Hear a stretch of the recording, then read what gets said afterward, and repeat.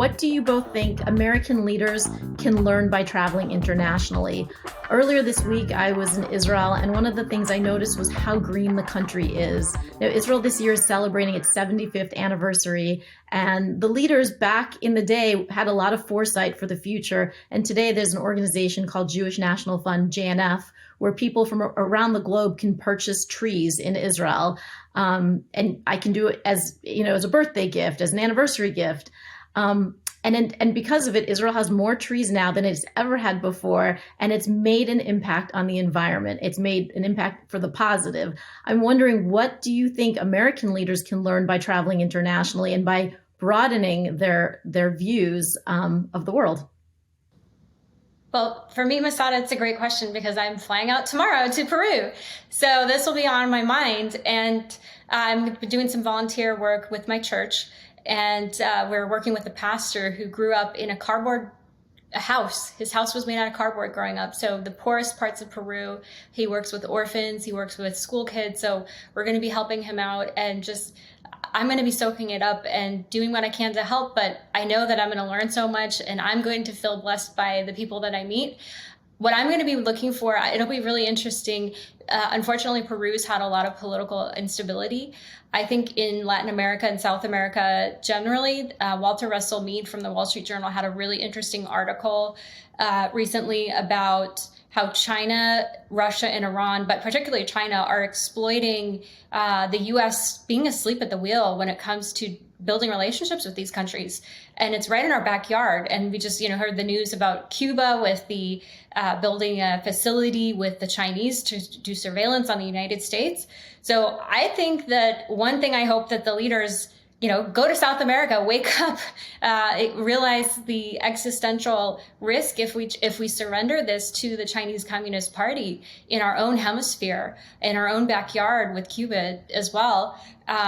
So I think that also one thing that our group has been talking a lot about is, as an American in our American group, making sure that you listen. And the fact that we're being hosted by a pastor who's from Lima and he's from Peru, that's important to me because I don't want to go in there and impose anything on anybody, but it's their own faith. We have a shared faith as Christians, and we're doing it together as, brothers and sisters, not as me trying to force something on anybody. So I think listening with empathy is something that world leaders can and should do when they're traveling abroad.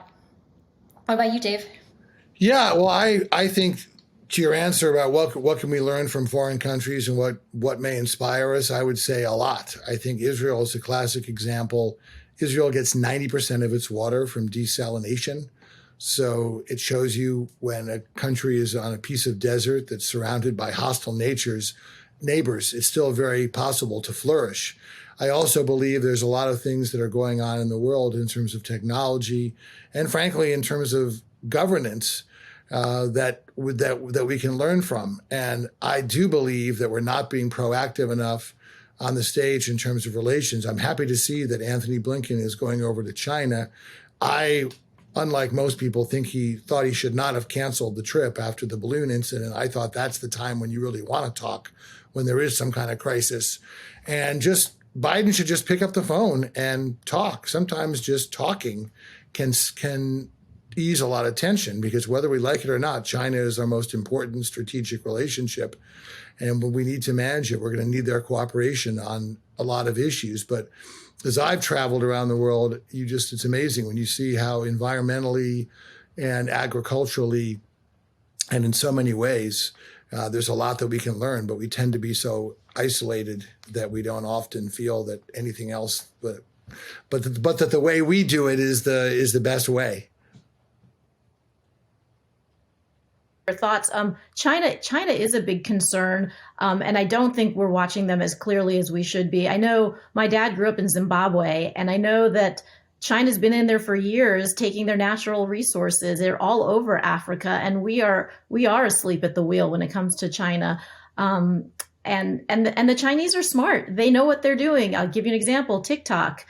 TikTok in China is totally different. It's educational. You can only watch 45 minutes of it. It's for a certain age group. But the TikTok in the United States, they are happy to let us get stupid and keep watching and get addicted.